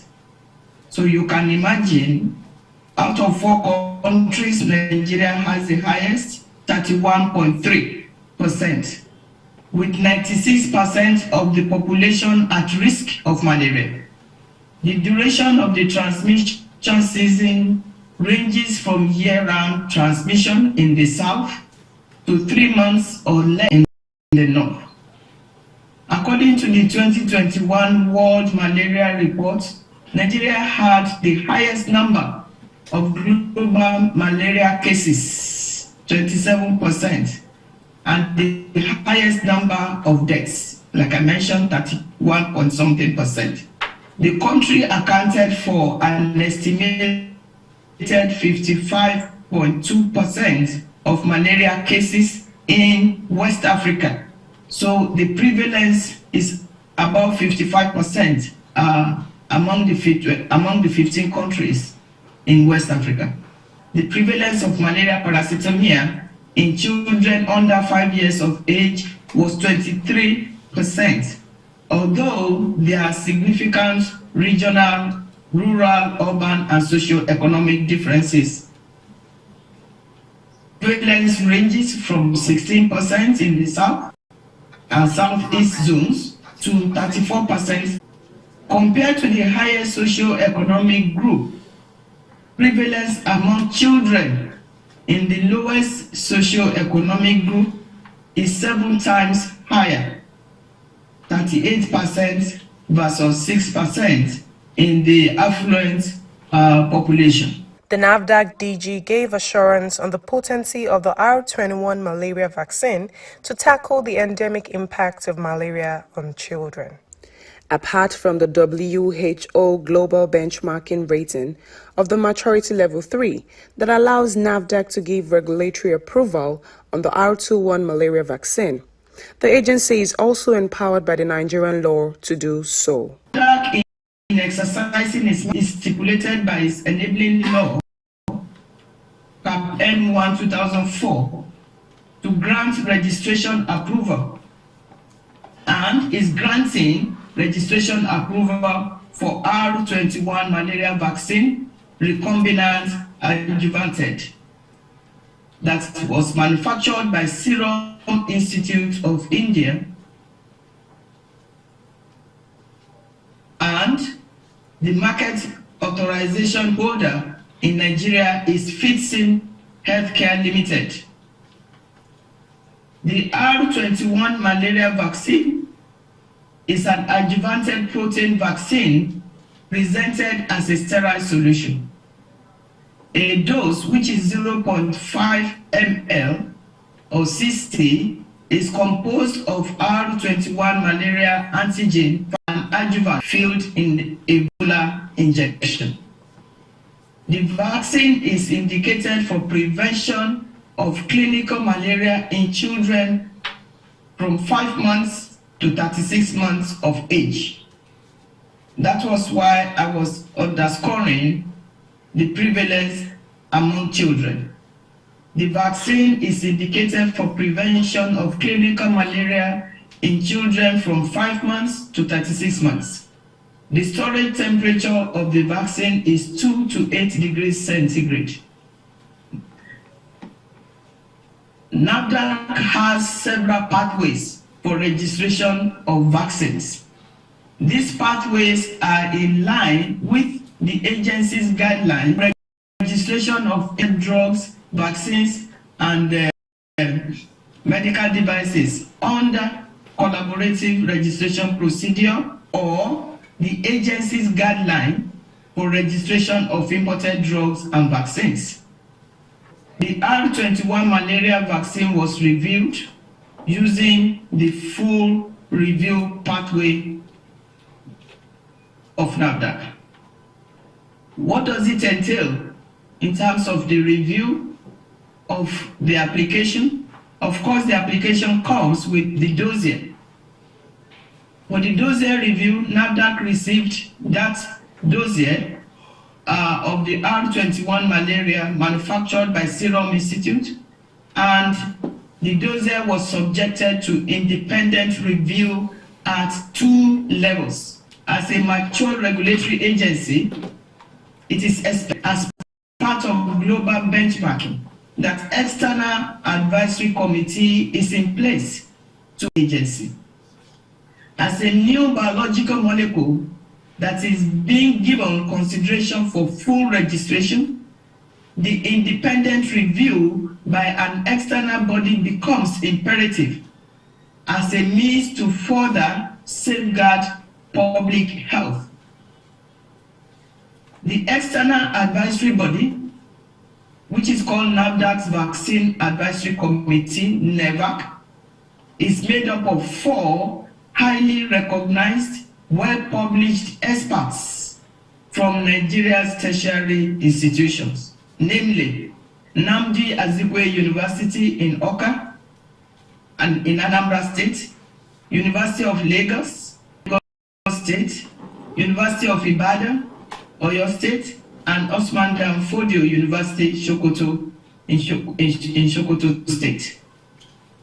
This external advisory body spent 5 whole days in a retreat to pore over the dossier and to rigorously review it, independent of the in-house NAFDAC's vaccine committee. independent of the NAFDAC Vaccine Review Committee. Our review committee, meaning NAFDAC's review committee, is a multidisciplinary group extracted from the following NAFDAC directorates: Drug Registration and Regulatory Affairs, Vaccine Biologics Medicals, Drug Evaluation and Research for Clinical Trial and Good Manufacturing, Laboratory and Port Inspection. So you have about 6 directorates with varied disciplines that were involved in the in-house review of this vaccine. Essentially, the dossier was reviewed by NEVAC, like I mentioned, independently, using standards of WHO across the relevant domains, in addition to the International Council on Harmonization Guidelines, or ICH guidelines, European Medicine Agency guidelines where appropriate, scientific rigor on the vaccine and context of generally and specifically to Nigeria, and also that included best research and manufacturing governance.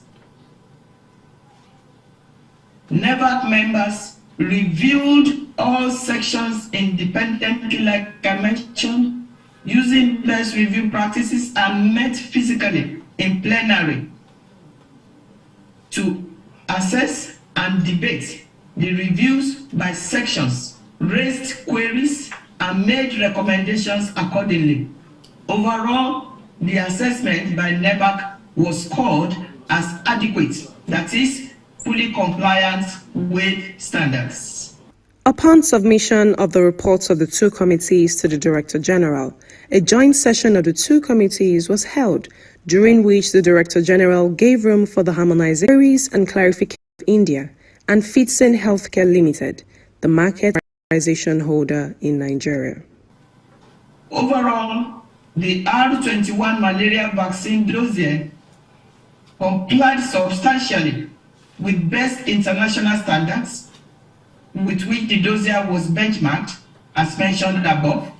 It was also adjudged that the vaccine's known potential benefits outweigh the risks, thereby supporting the manufacturer's recommended use.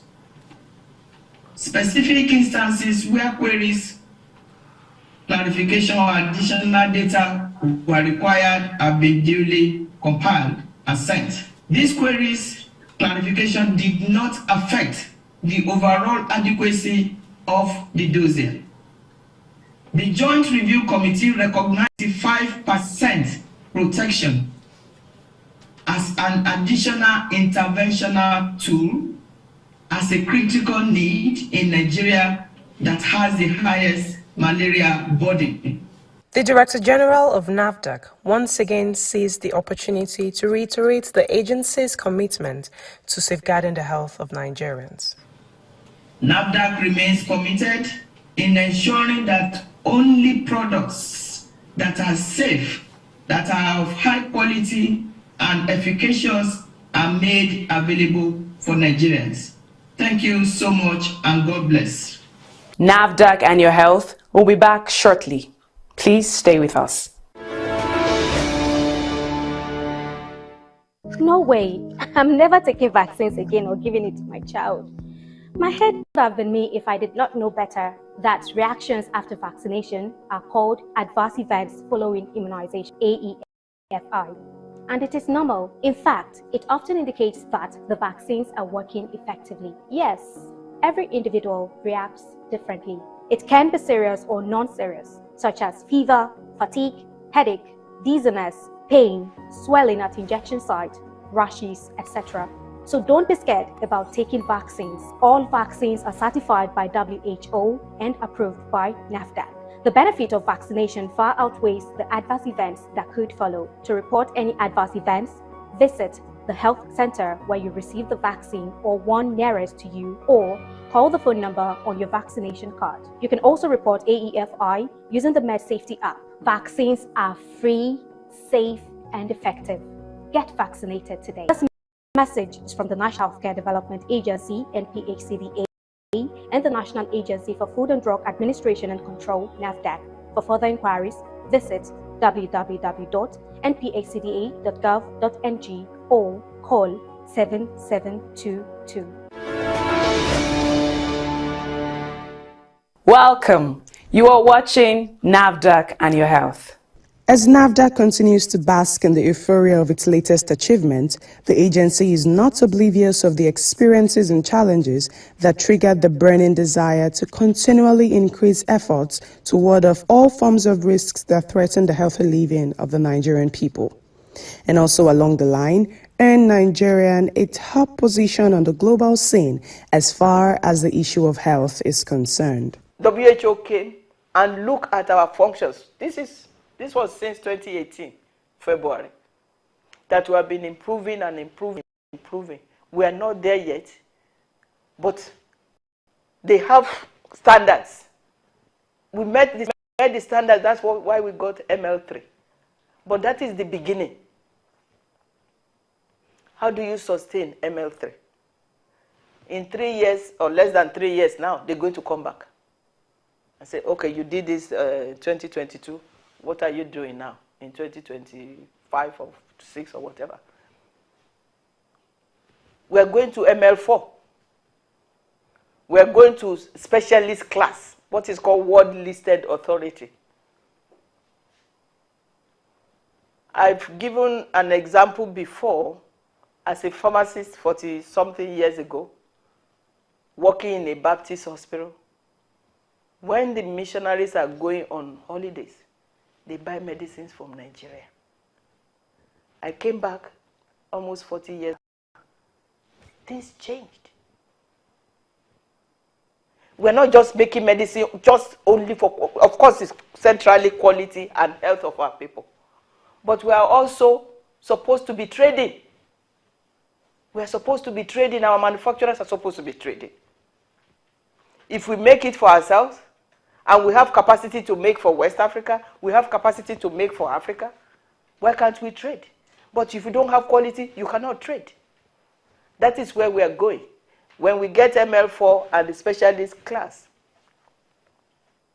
our manufacturers can sell their products globally through what we call collaborative registration. Meaning, oh, NAFDAC is ML4 with some special areas that they are very, very good at. Product B, 3 years to submit the application to that country overseas, it may take 3 months. Because that country overseas will ask us to send what we use to approve company X for that particular product to them. They will look at it and do expedited approval. NAFDAC is very much resolute about attaining the maturity level 4 on the next visit of the WHO team. And indeed, the agency is bracing up by upgrading its infrastructures and facilities to meet the required recommendations. The WHO initial audit team informed us that the space we have here is very small. The present laboratory, the special need is so small compared with the volume of testing activities that is being carried out here. So federal government is magnanimous to approve the expansion project of building more laboratory units for the Central Drug Control Laboratory. As you can see behind me, the physical structure of the building is, we say, about 90 to 95% complete. What we are waiting for now, before we move in, is there are still some special features that are being installed inside the unit laboratories, which are going to aid commencement of testing activities in the laboratory. But with this building and the other facilities that are expected to be constructed with the laboratory, we are done with virtually 90%, 95% of what is necessary. You can see behind me we have the building, the air conditioners are installed, toilet facilities are there, the water drainage system is there. We have a brand new generator on with it, with the building, and it's been installed. What we have left now, that's the special features I'm talking about, is what we call the installation of the local area network for internet and other IT support system for the laboratory. Cabling is being done now, and as soon as that one is done and other features are completed, we are hopeful that we can move into the laboratory in the next 1 month. We will be stopping here for today. Join us again, same time, same station next week for another informative package.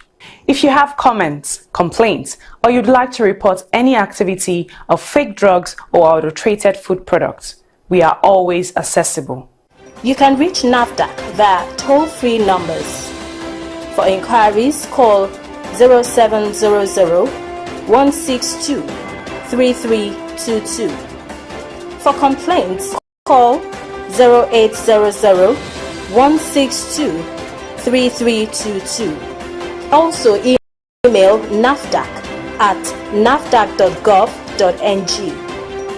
If you have complaints about any form of misconduct, you can reach the Reforms Unit via email reforms@nafdac.gov.ng or call the Reforms hotlines on 0909 763 0506 or 0909 763 0507. NAFDAC, customer focused, agency minded. Importing, producing, distributing, and selling of fake drugs, cosmetics, and adulterated food products are criminal offenses and can destroy lives. Let us join hands in the fight against this heinous crime by reporting any activity of fake drugs or adulterated food products in your area to NAFDAC. Till we meet again next week, stay safe.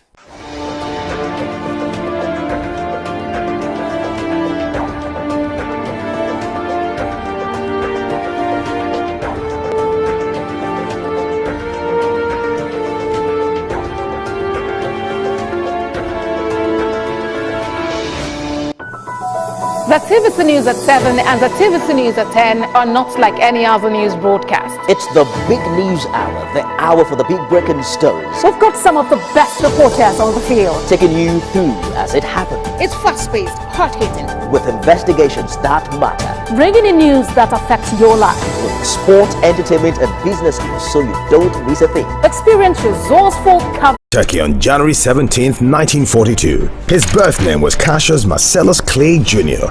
He began training as an amateur boxer at age 12, and at 18 he won a gold medal in the light heavyweight division at the 1960 Summer Olympics and turned professional later that year. In his early years as a professional, Clay was more highly regarded for his charm and personality than for his ring skills. He sought to raise public interest in his fights by reading childlike poetry and spouting self-descriptive phrases like float like a butterfly, sting like a bee. On February 25, 1964, at age 22, he pulled off a major upset, defeating Sonny Liston to win the World Heavyweight Championship. That same year, he shocked the boxing establishment again by denouncing his birth name as a slave name and formally the name Muhammad Ali, which was given to him by his spiritual mentor Elijah Muhammad, leader of the Nation of Islam. For the next 3 years, Ali dominated the boxing arena. Then, on April 28, 1967, citing his religious beliefs, Ali refused induction into the U.S. Army at the height of the Vietnam War. Ali was stripped of his championship and precluded from fighting by every state athletic commission in the United States for 3.5 years. Ali's message of black pride and black resistance to white domination was on the cutting edge of the civil rights movement. In October 1970, Ali was allowed to return to boxing, but his skills had eroded. On March 8, 1971, he challenged Joe Frazier, who had become heavyweight champion during Ali's absence from the ring. It was a fight of historic proportions,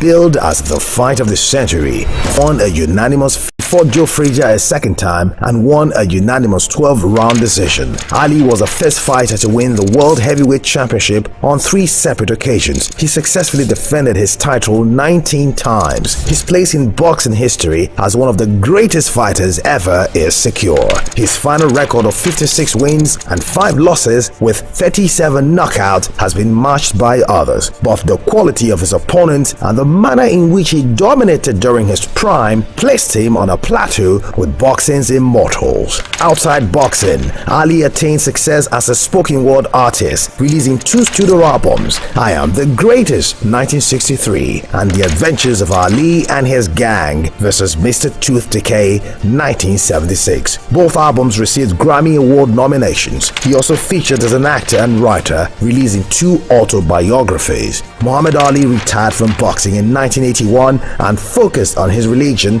philanthropy and activism.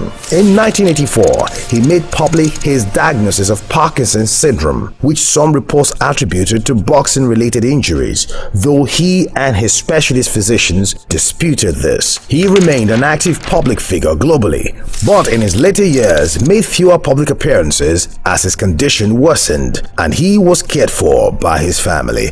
Ali was chosen to light the Olympic flame at the start of the 1996 Olympic Games in Atlanta, Georgia. He died on June 3rd, 2016.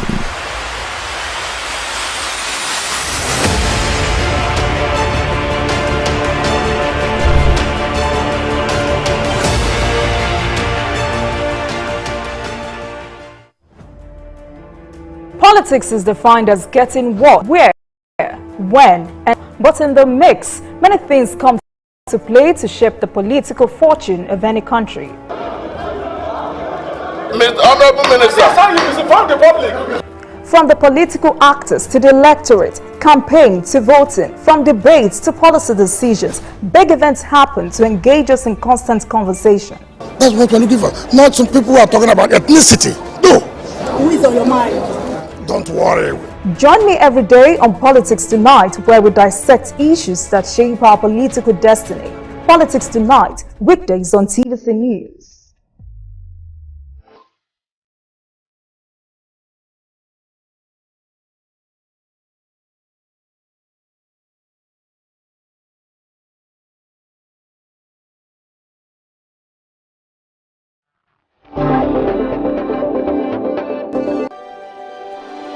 TVC Communication, Nigeria's leading independent broadcast company, has been officially designated as a great place to work. Over the past few years, we have transformed our workplace into one which is respectful, caring, rewarding, and provides great benefits to all our 500 employees. We thank our team for giving us the chance to show that partnership between employer and employee really works. TVC Communications, officially designated as a great place to work, and now the only broadcasting and media company not just in Nigeria but throughout continental Africa to be fully certified. TVC Communications, a great Nigerian company, a great Nigerian place to work.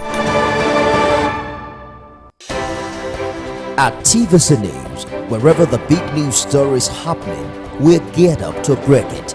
TVC News, first with breaking news. There is always more to a story than the screaming headline. The part of a story that is not told casts a shadow. It's like the part of an object that is not reached by light. On TVC News, I'm able to explore the many angles there are to a story, talking to stakeholders.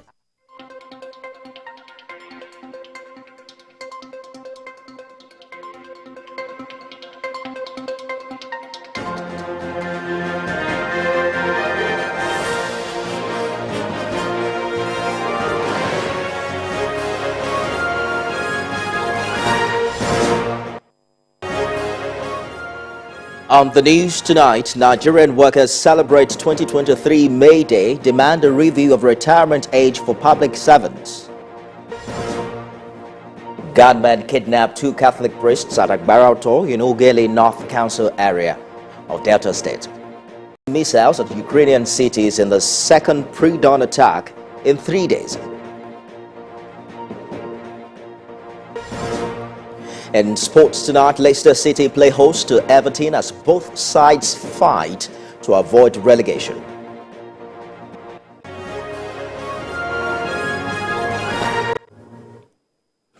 This is TVC News at 7, reaching you live from our headquarters here in Lagos. We begin from the nation's capital, where President Muhammadu Buhari is asking the incoming administration to continue respecting the rights of Nigerian workers in order to enhance socio-economic growth. This appeal was made on a day organized Labour lamented the steady decline in the purchasing power of an average worker. TVC's Joke Adesa reports. Workers' rights and socio-economic justice is the thrust of this year's International Day of Workers in Nigeria. Workers say their welfare is central to the achievements of socio-economic justice as one of the key indices for national and global sustainability. From Anambra State Governor, for organized labor, it is time for government to take deliberate actions to expand and strengthen the nation's social security network. Top on their demands is upward review of workers' salary. Organized labor also seeks the review of retirement age from 60 to 65 years, as well as the signing into law of the National Research and Innovation Council Bill. Nigerians and Nigerian workers need evidence of the commitment of the Nigerian leaders to ensuring their safety, their security, their progress, and eventually their liberty. It is to consider the incorporation of transition fuels such as CNG as an addition to currently available energy in Nigeria. The use of compressed natural gas, which is a lot cheaper, can also be long-term alternative to petrol. For the outgoing president, the last 8 years of his administration have been eventful as it placed priority on the welfare of the workers. I encourage the incoming administration to continue to respect workers' rights, imbued with socio-economic development and driven by the 4 pillars of decent work agenda. A time for the Nigerian workers to celebrate, look at the achievements in the last 1 year, as well as the challenges that have bedeviled the Nigerian workforce. Expectations are that with a new government in sight, the plight of the Nigerian Abuja. Academic Staff Union of Research Institutions has appealed to Muhammadu Buhari to sign the National Research and Innovation Council Bill into law before leaving office on 29th May. Asuri brought this campaign to this year's May Day celebration, carrying placards bearing its messages. And this is as workers in Nigeria say they will continue to keep hope of a better country alive as they mark the 2023 International Day of Workers. So we are appealing that the presidency, the greatest legacy the presidency can give to this country is to pass that, assent to that bill. And that bill doesn't put any budgetary burden on the country, because the source of the fund is fund that is already being collected by some agencies. You look at the financial state of the Nigerian worker, the take home is to write home today. Looking at the continuous rise in inflationary rates in prices of items. We are here today to celebrate and also to advocate and also to ask for more, make our voice heard, talk to the people, encourage them, because as workers, considering what is going on in the society, they need encouragement. Nigerian workers are at their lowest ebb. I do hope that the next regime will upgrade it from where it is, but for now, 30,000 a month minimum wage, what would that buy you? Less than a bag of rice. So it's a pathetic situation. I hope that this country can move from here. I do hope that the next regime will perform better than where we are today. As the world commemorates the 2023 May Day celebration, workers in Nigeria are lamenting unfair labor practices like casualization, non-payment of minimum wage by some state governments and private companies. Pensioners who have served for many years also be at the brunt to stoppage of payment of gratuity, irregular pension payment and non-payment of the 30% increase in pension approved by the federal government in 2010. In this report, TVC News senior correspondent Sharon Ejason tells the story of the agony of pensioners and how they struggle to survive after working for more than 3 decades. Every year, the 1st of May is celebrated as International Workers' Day. The day is set aside to commemorate achievements of workers and spread awareness about their exploitation. In 1889, May 1st was chosen as the date for International Workers' Day by socialists and labor activists to commemorate the Haymarket Affair in Chicago, United States, and the struggle for an 8-hour working day. In Nigeria, May Day is a public holiday set aside to remind stakeholders about the need to promote decent work.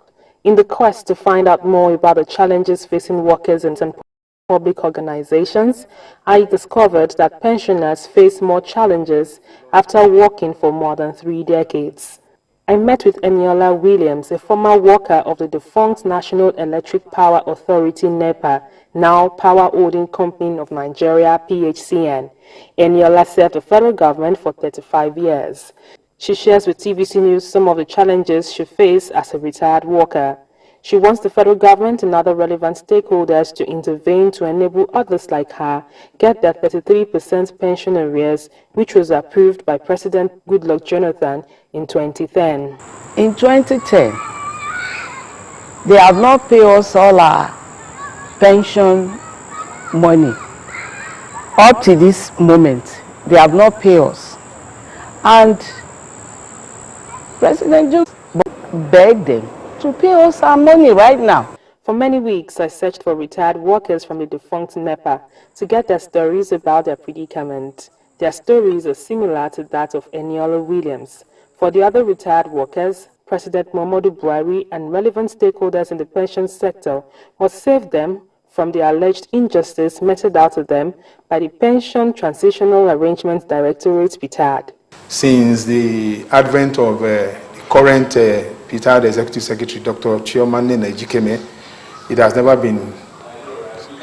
been so bad. We have continued to contact her, send messages, letters, emails, and the rest of it, but all this while, she has never given any clear position as to what is happening to all our pensions, all our entitlements, arrears that is being held up. The federal government should please come in. Let them check and confirm that we have not been paid this money. They should instruct PTAD to pay us our money now. Most of our pensioners are down with one ailment or the other. Others have passed on because they couldn't get money to take care of themselves. What we are now asking our very good government, President Muhammadu Buhari, to do for us is this.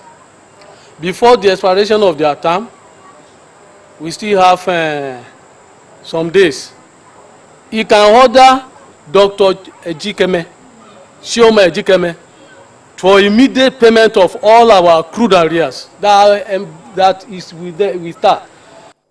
From findings, poor conditions of pensioners across the country, over unpaid gratuities and pensions have become common in many of the 36 states. Nearly 2 decades after the contributory pension scheme came into existence, through the Pension Reform Act of 2004, many states are yet to come to terms with the new structure. Some have left employment for almost 10 years, the entitlement is not paid, and the owners of these companies are eating fat. So in this dispensation, it's not going to work. So that's the signal we are sending anywhere.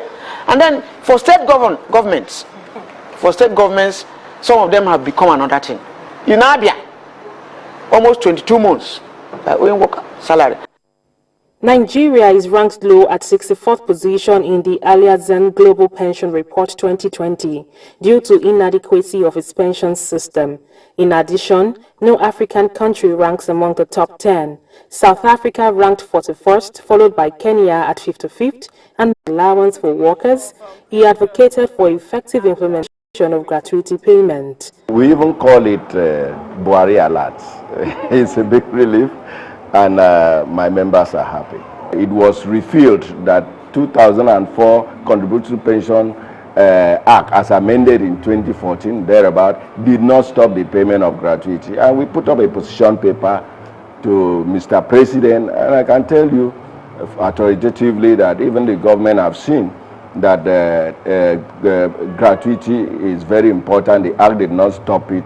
The Pension Reform Act 2014 provides that pension should be increased after every 5 years or whenever there is an increase in the salary of active workers, in line with the provision of Section 173 of the 1999 Constitution as amended. Senior citizens such as Eniola Williams and other pensioners hope that their pension will be reviewed while their gratuities are restored and all arrears paid.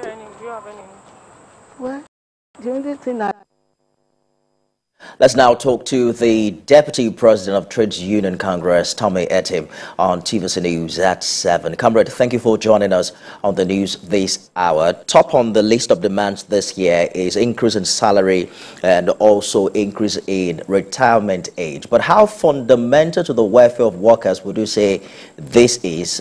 Take, for instance, increase in salary. The value of the figure is usually relative to other economic indices like inflation and other matters. What would you expect that should be the engagement of organized labor this time? Thank you very much. I think when you look at the issue of inflation has been there, whether worker salary increase or not, even as we are earning 30%, 30,000 naira minimum wage. The inflation is there.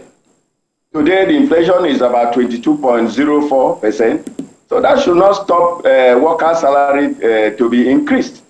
So it is obvious that when you give workers a living wage, the tendency is that the workers will have much for them to use to look at the socio-economic challenges to save, and then the bank will have money to loan. And when the bank have money to give out, then there's going to be a positive spillover effects to the informal economy, because the manufacturing industry will have money to be lent by the bank, and then the economy will boom. So the issue of if salaries are increased for workers, there's going to be inflation does not arise at all.